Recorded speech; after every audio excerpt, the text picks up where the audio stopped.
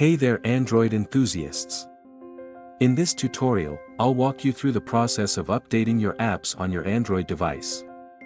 Keeping your apps up to date ensures you get the latest features, bug fixes, and security enhancements. Let's dive in. 1. Open the Google Play Store, unlock your phone and open the Google Play Store app. 2. Access your app library. In the Play Store, tap on your profile icon, usually located at the top right corner. Select Manage Apps Device from the menu. 3.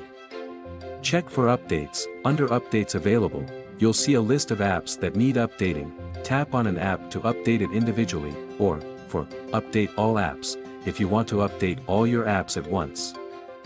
Simply tap Update All at the top, the Play Store will start downloading and installing the updates. 5. Wait for installation. Depending on the number of apps and their sizes, the installation process may take a few minutes. You'll see progress bars for each app. 6. Enjoy the latest versions. Once the updates are installed, open your updated apps and explore the new features. Congratulations! You're now an app updating pro.